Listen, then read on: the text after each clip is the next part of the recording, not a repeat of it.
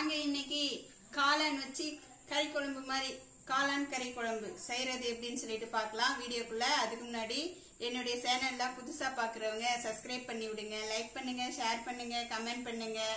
மறந்துடாத புதுசா பாக்குற வியூவர்ஸ் கண்டினியூ பண்ணுங்க, சப்ஸ்கிரைப் பண்ணி விடுங்க.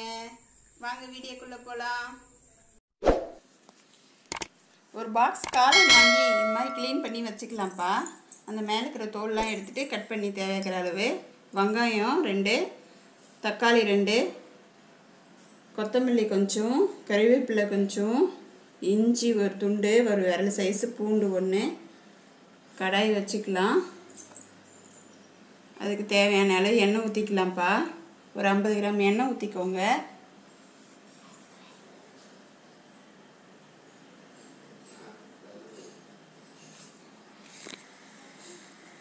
வெங்காயம் கட் பண்ணி வச்சோம்ல 2 வெங்காயம், அது அப்படியே பெருசாக கட் பண்ணி வச்சு வதக்கிக்கலாங்க.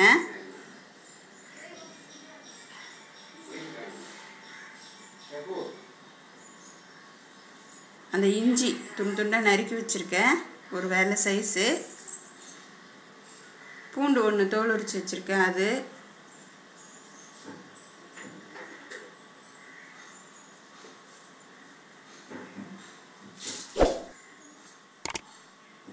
கொத்தமல்லி கொஞ்சம்,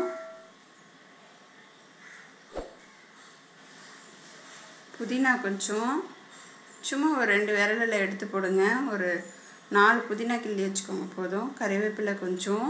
இது எல்லாமே சேர்த்து நல்லா வதக்கிக்கலாம்ப்பா.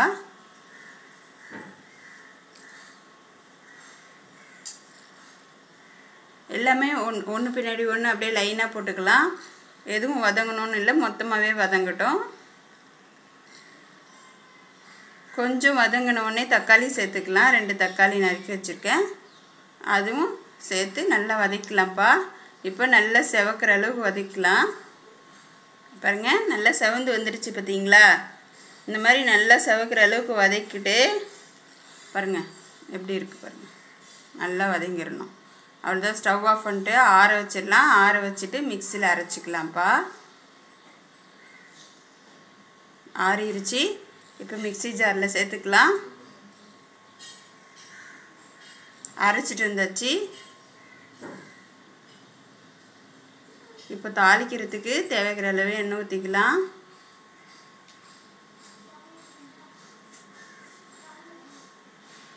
சோம்பு 1 ஸ்பூனு, பட்டை, லவங்கம், ஏலக்காய் எல்லாம் 2 சேர்த்துக்கோங்கப்பா.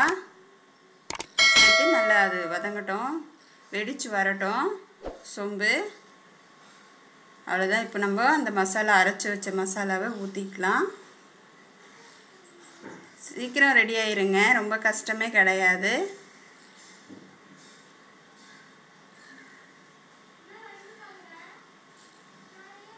உப்பு தேவைக்கிற அளவு போட்டுக்கலாம்.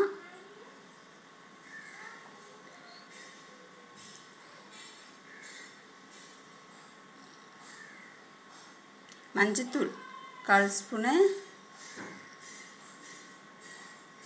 கரம் மசாலா 1/2 ஸ்பூனு,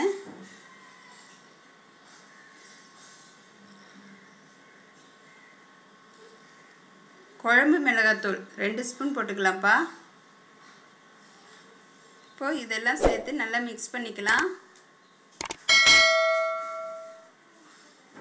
மிக்ஸ் பண்ணி இப்போயே தேவைக்கிற அளவு தண்ணி ஊற்றிக்கலாம்ப்பா.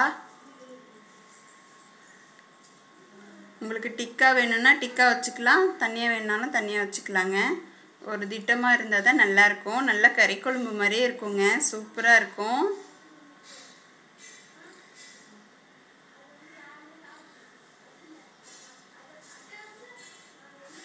தேவைக்கிற அளவு தண்ணி சேர்த்து நல்லா மிக்ஸ் பண்ணிக்கலாம்ப்பா.